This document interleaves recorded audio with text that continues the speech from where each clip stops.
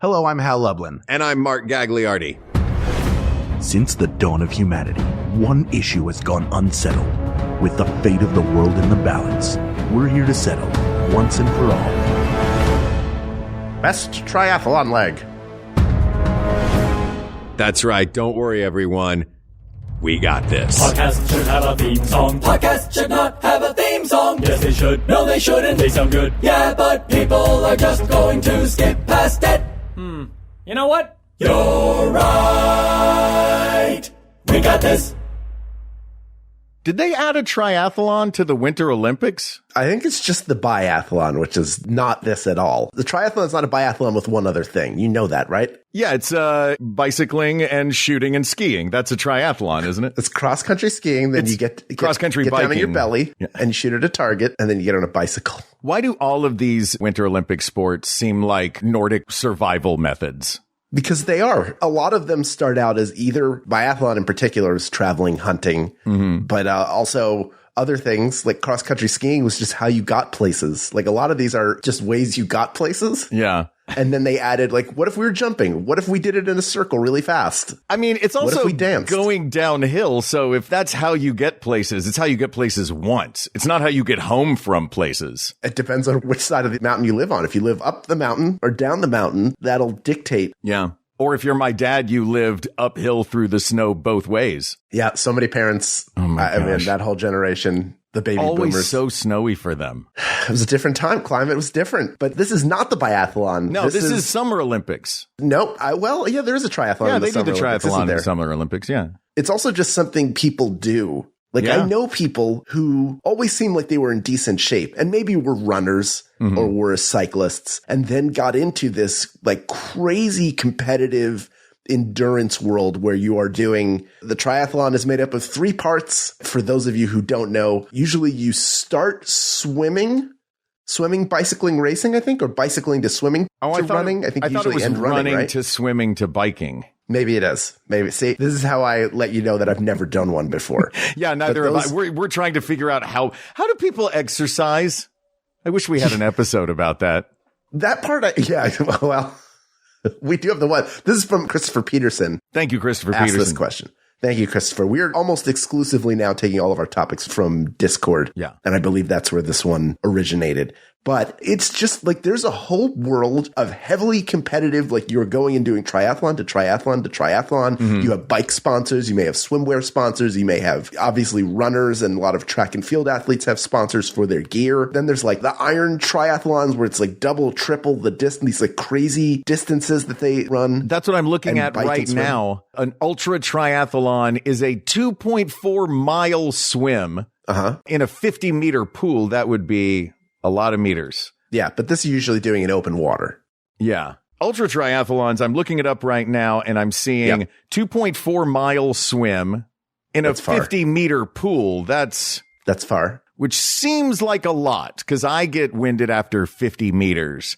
So 3,860 meters is a lot. And then a 112 mile bike and a full marathon. Yes, a standard triathlon is a 2-kilometer swim, an 80-kilometer bike, and a 20-kilometer run. All right. I say that like, oh, okay, well, I could do that easily. Yeah, you're running like 12 to 13 miles. Well, 12 miles is about where you are with that, 12.4, I guess, miles. And then you're doing quadruple that on a bike. Yeah. Right. And then this is the World Triathlon, the UT. I guess that's the long court. Wait, what is the regular? Oh, the Olympic is, 1.5 kilometer run. No, yeah, 40 kilometers and 10 kilometers. Look, it's long. It's far. Long. Whatever it's long. And look, we have never done this before. Neither of us is a triathlete. No. I'll go out on a limb and say neither of us is a regular athlete. That's not true. You play basketball.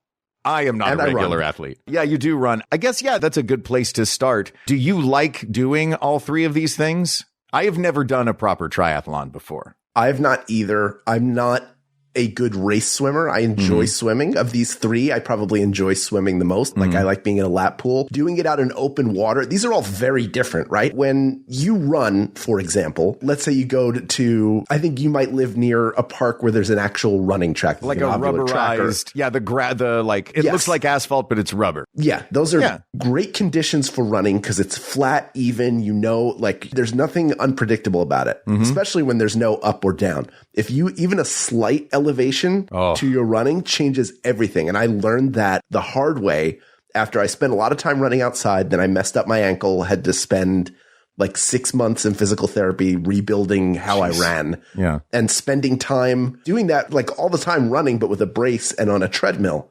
And on a treadmill, I'm super fast. I can do a 5K in probably like 33, 34 minutes. Okay.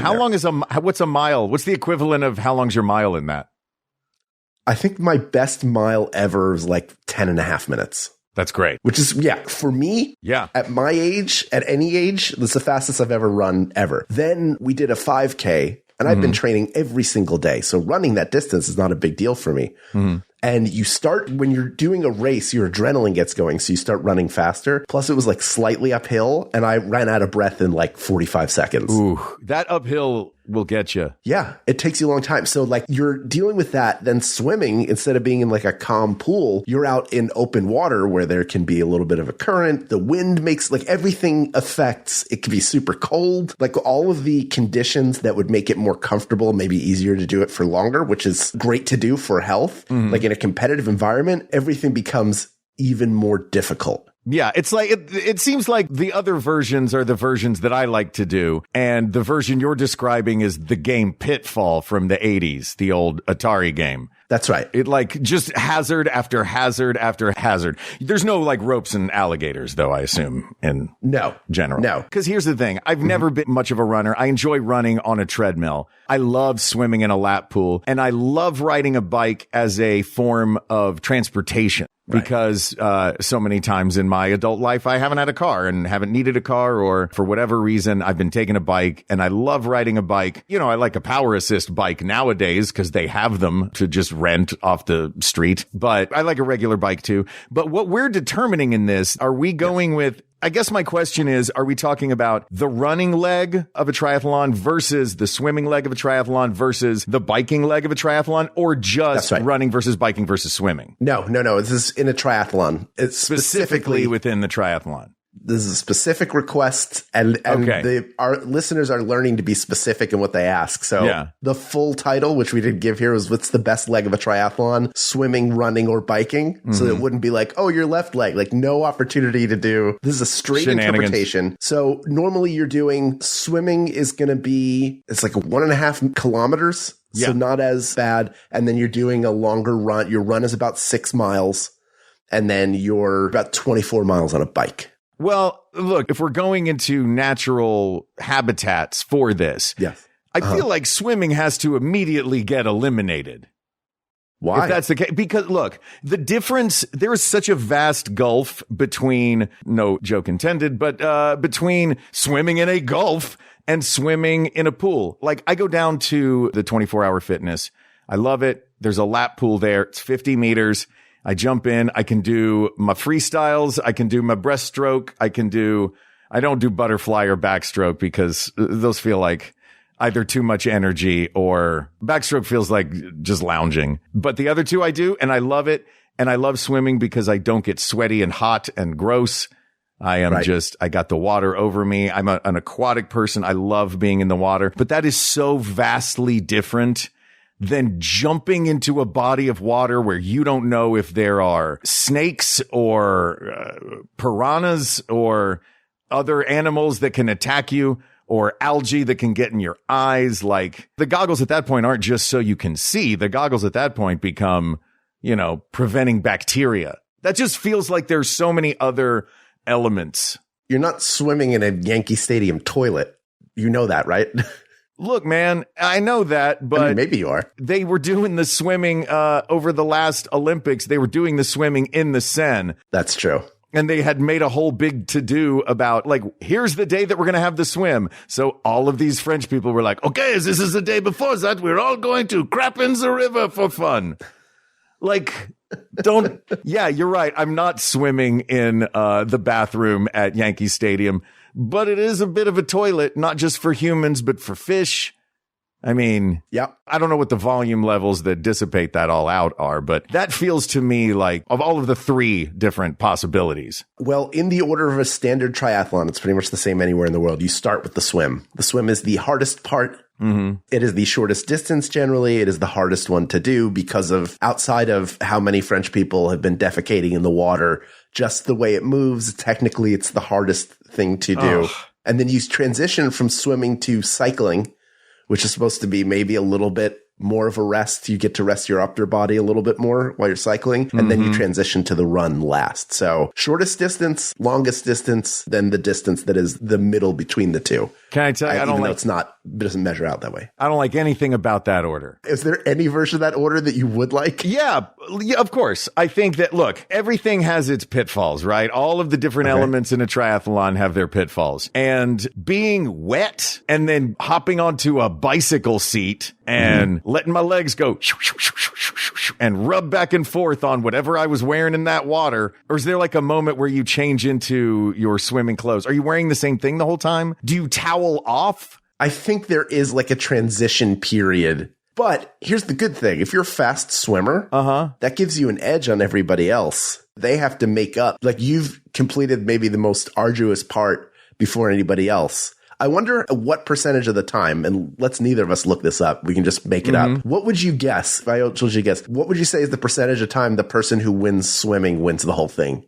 I imagine if you're the fastest swimmer, you're the fastest everything. So I would say probably 50% of the time. 50% of the time. That sounds fair. That sounds about right to me. That'd be my guess. That seems like a fact. Asked and answered. Yeah, we figured it out.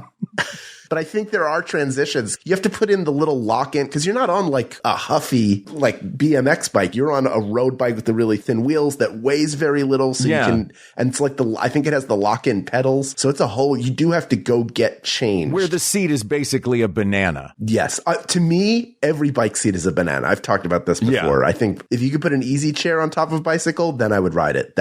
Those are my conditions. Take them or leave them. See, I know that they've done this before. My dad did a triathlon when I was a kid. And did he? He did. I cannot imagine your dad doing a triathlon. Oh, yeah. The doc did a triathlon. And it was one where the swimming part, they ran into the water from a beach. Yeah, that's normal. So you're telling me that aside from piranhas and snakes and other things that might be in the water, okay, I'm going to go jump in the water where there is sand. If my ingress has sand, my egress is going to have sand, which means I'm about to hop out of a body of water where there is now sand in my butt. And then I'm going to hop, and then I'm going to, oh, hey, you have sand in your butt crack? Here, hold this banana in your butt and then rub it back and forth for 80 miles. Yeah, like the Greeks did. Was there a Greek triathlon? If they didn't have bikes, what'd they use? They used like the comic strip BC. They just had a stone wheel with 2 wood pegs on it. They would balance and go for it. Wait, I have more questions about your dad doing a triathlon. Yeah. Though. This is real important. Yeah. Where was it? This was in, I don't know if he did it in Knoxville or in Florida. I think we were living in Knoxville, but he did it in Florida. But yeah, I remember it was a big deal in our house that he was training for a triathlon. There were no cookies for a while. Of course. Yeah. Yeah, of course. But yeah, I've got pictures of it. It's great. He was, with that. And this was when his mustache was like jet black too.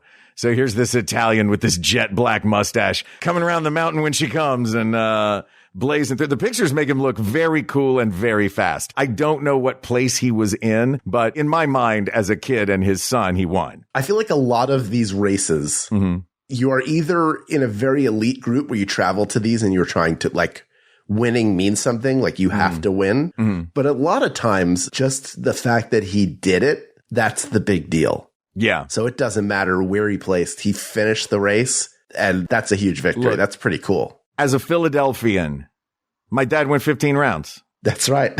He went the full 15. He did the full Rocky. In fact, you could almost say it's Rocky 2, where he and the race were both knocked down and he got up first because he finished. Yeah. And they were running on sand.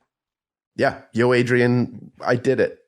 I swam and then biked and then ran real fast. Yeah. Yeah, Rocky. Apollo could probably still beat Rocky in a triathlon, I bet. Yeah. How'd Clubber Lang do in a triathlon? With all that jewelry, he wouldn't get past the swimming part. Well, when they ran on the beach in Rocky 3, who was faster? I think did they cross at the same time? I know they fell hugging into the sand in their Daisy Duke shorts. That's a quadrathlon. Oh, that's the fourth. Cuddling. Wrestling. Yeah. You run, then you cuddle at the end. Now I'm trying to think what else would be in the quadrathlon. What would be the fourth event? Now, pickleball. And I'll tell you, I'm very interested in learning how to play pickleball. I have a standing thing with Mark Evan Jackson where I say, we should play pickleball sometimes. He said, absolutely, we should. Reach out to me. And then I don't. Him and Melina both. Like, we've all talked about, like, we should play pickleball. Hasn't happened yet. But why don't we play doubles? You and me, Melina and Jackson. I play pickleball. Let's do this. Great. I'll meet you in the kitchen, baby. I've watched pickleball played in parks several times, and I cannot figure out who is possibly any good at this just from the level of play that I've seen. Yeah. It makes me feel like I could step on that court and absolutely dominate. I 100% think you will. I don't know. We'll see. I'm excited to play. I also love the idea that the fourth sport in our quadrathlon, it's 3 individual sports and then a team sport right at the end. Like, you've got to get the whole band together. It's the Infinity Wars that happens right at the end. You have to go the whole way by yourself, but at the end, all of your people come together. Though I guess it would you play other people that were also in the triathlon? I think you would have to. No, you have to go enter a seniors pickleball tournament. They have just enough slots for each competitor, and then you get randomly paired up with people. So you don't bring anybody with you. So you don't know if you're going to get someone good or someone who's just, I'm just learning. Yeah. I just want to have fun. That's not what you want to hear in a tournament. Like, if you're competitive, that's the last thing you want to hear is like, I just like having fun. Oh, great. Well, chalk that up as an L. You and I have different levels of competitiveness. That is true. Yeah. You're more competitive generally than I am, I think. I think that's fair. Yeah. I'll tell you another sport that I would love to see as the final sport in our quadrathlon. Because think about it. I hope you still have the numbers in front of you. You just went for a swim that was 150 kilometers, you said? 1.5 kilometers. That's right. Oh, not 150 kilometers, 1.5 kilometers. Yeah. And then a bike that is 40 kilometers. 40 kilometers. Yes. And then a run that is 10 kilometers. 10 kilometers. So then you swim a crazy long swim, you bike a crazy long bike, and then you run 10 kilometers.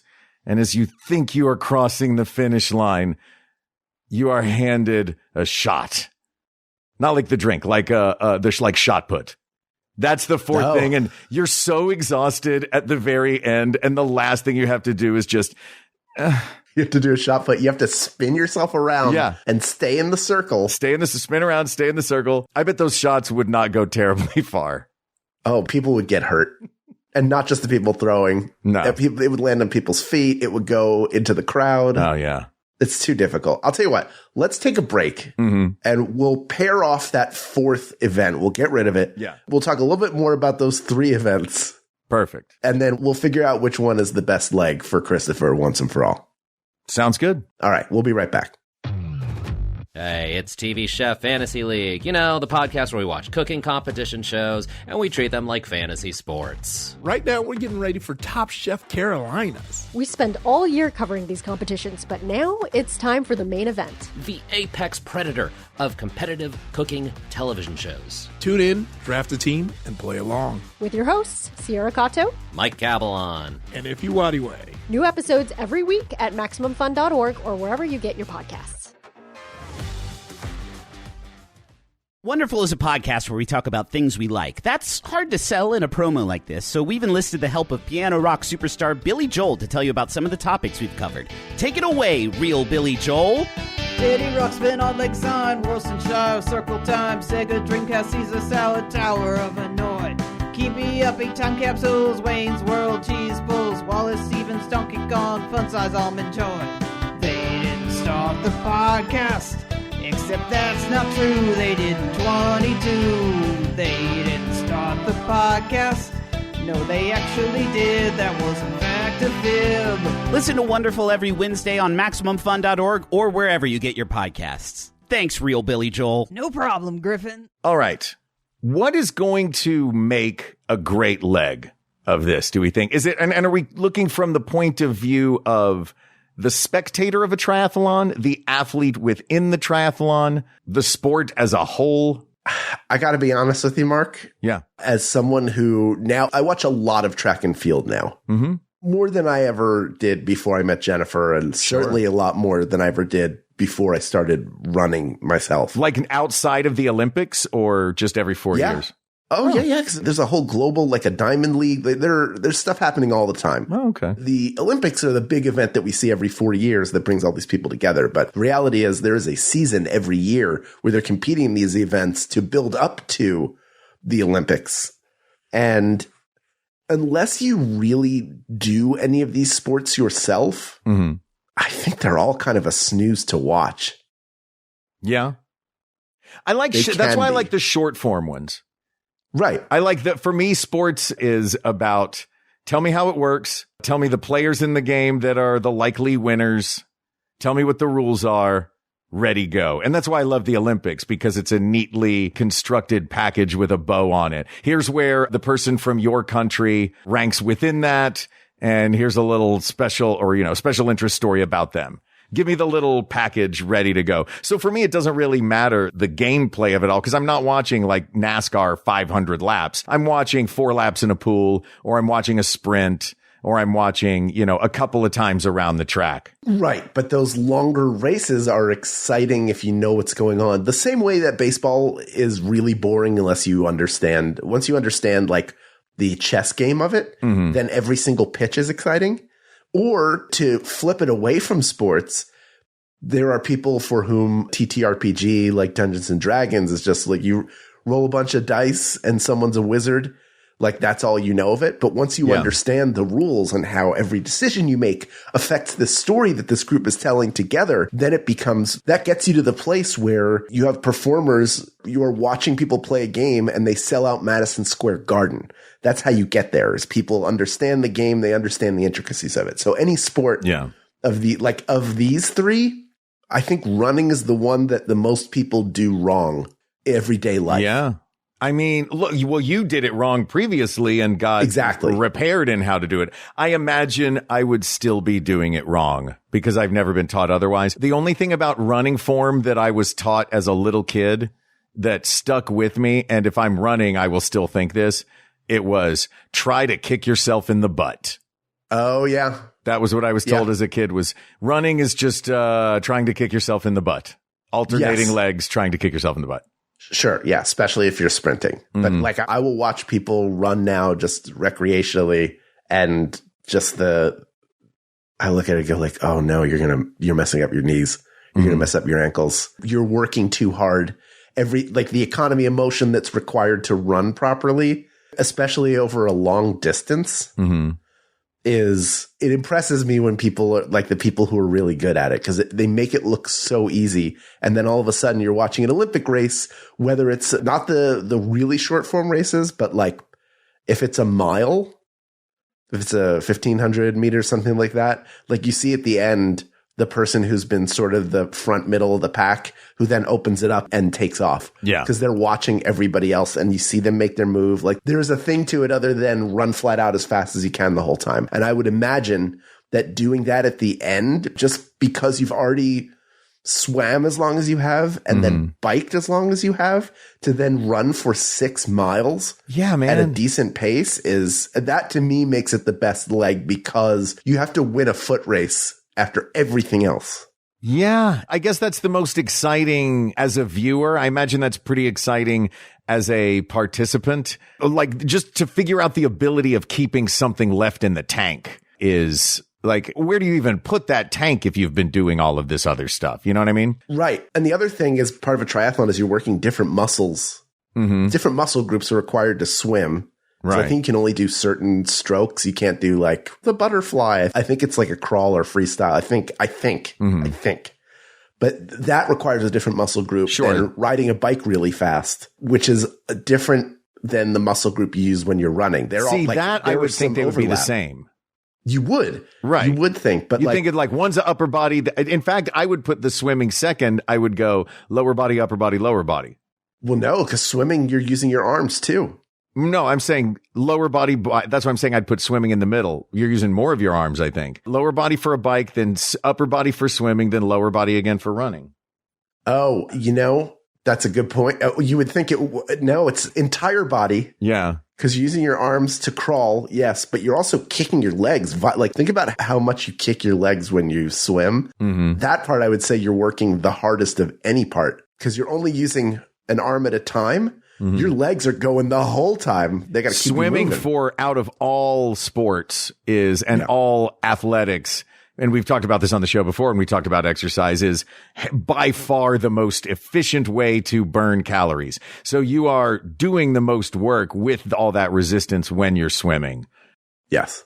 Yeah. I think for me, I like the bike element of it because as a participant who is not terribly competitive, it's not really about crossing the finish line first for me. If I'm just doing the elements of a triathlon, the bike would be the most pleasant part for me, I think, except for the banana in my butt that's moving the sand around. But I viscerally hate running, I guess is it. I hate running. Even on a treadmill, I hate running. It's the impact I don't like the impact. I don't like the way my knees feel. I don't like I don't know. Maybe it goes back to childhood and not being very good on run a mile day. And very early on in that process, just going, I don't want to do this. I'm out of breath. I think breath is a big part of it for me too. When I was a kid in gym class or any race, I was just trying to keep up with the kid with the club foot. You had a kid with a club foot? Yeah. Did you keep up with him? Sometimes. It was close though. Sometimes the club foot gets you. Sometimes you get the club foot. But the thing is, what I hear when you say your knees hurt and the impact is like, oh, you're running wrong. I could fix that. I could show you how to run. That will make it more pleasant for you. It still might be super boring. Like Jennifer has the ability to run. If you put her in like a pretty setting, she'll run and just be like super happy. No headphones needed, no anything. Just enjoying taking everything in, that is a superpower I do not have mastered. I'm making phone calls. Yeah. I'm listening to television shows and podcasts. I can't be alone with my head. The echo's too strong of everything else going on. 100%. I recognize that. But that's why I don't hate all running. I don't mind running on a treadmill because I can put my iPad on that little stand in front of me while I'm running on the treadmill and watch a movie. And then I'll forget that I'm running or walking. And it is fun the nice thing about it is that you can go in little bursts or, speed up, slow down and really challenge yourself that way. So I get that. For me, I guess also you mentioned the scenery. There is no scenery when you're swimming unless you're coming eye to eye with one of those piranhas or snakes. Yeah. If you're running, the scenery changes slowly. If you're on a bike, the scenery changes quicker. And that for me, as someone, I guess, who needs the stimulation, I like the bike because I feel like I'm accomplishing more by biking than I do by running. Okay. Let me throw something at you then. Uh-huh. Say you're doing a triathlon. Mm-hmm. This is a long time to complete. Yeah.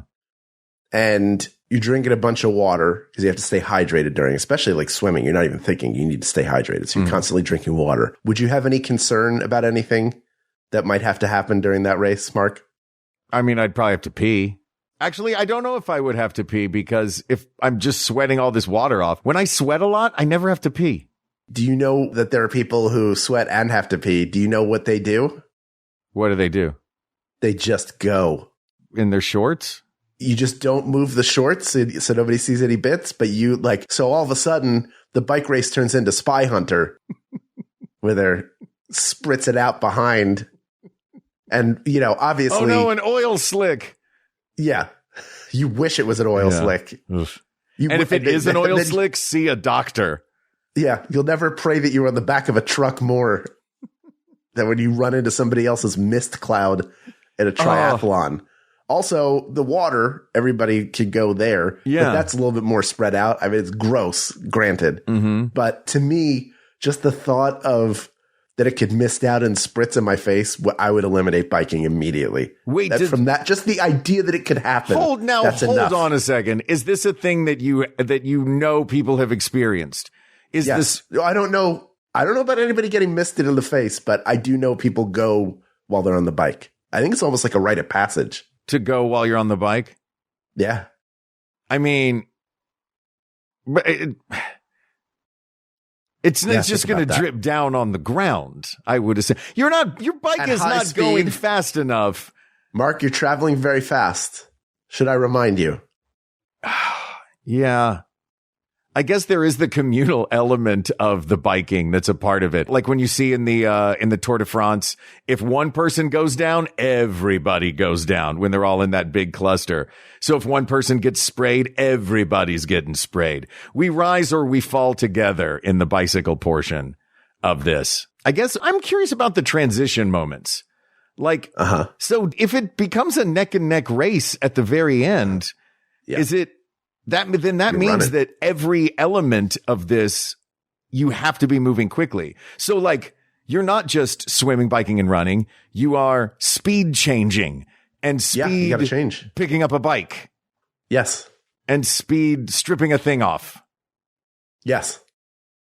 So there's no way that you can do it thoroughly and effectively. You're not going to get a good, you're not going to get the towel in all the crevices. You're not going to get a good, hold on, let me get my hair dried and, put the towel in my ear and do the little shake it out thing. It's like, you get out of that water, you just hop on that bike.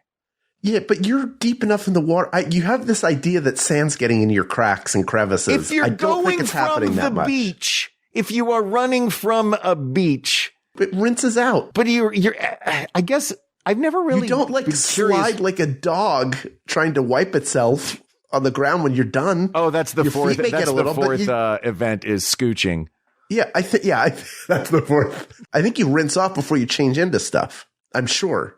I'm going to need a porta-john with a bidet waiting for me. Not a bidet. When I get out of that. No, you don't need. First of all, I don't know how you're going to the beach, but you're doing it wrong. I guarantee you are worse at going to the beach than you are at running based on what I'm understanding from this episode. Number one, you think that there are piranha everywhere. They're not everywhere. They're only this some is places. if you're doing a river swim. I know that piranhas are freshwater.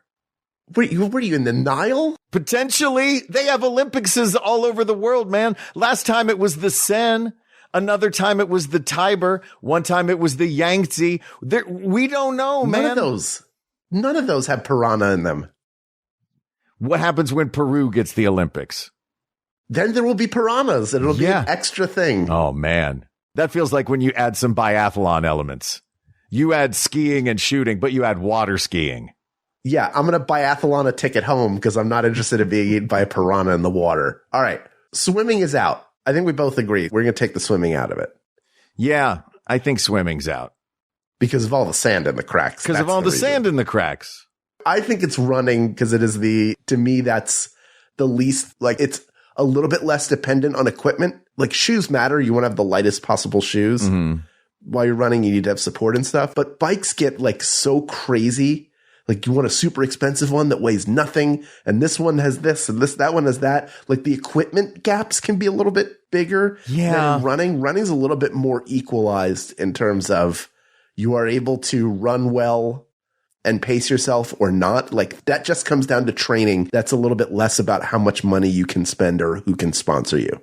Yeah. Yeah, that's true. And that's one of the things that kind of drives me nuts about the Winter Olympics is it's basically who can afford the best bobsled, who can afford the best luge. And that's a good luge. Yeah, right? Look at that luge. Look at that luge, man. Who can afford the best training facilities and all this stuff? Yeah. But running, strip everything else away. And that is the simplest version of, and we talked about it when we talked about Olympic sports as well, or Olympic events, that running is the purest thing in there. It's running, at least in track and field, it's who's the fastest, who can jump the highest, who can lift the most weight, like all of these ancient things.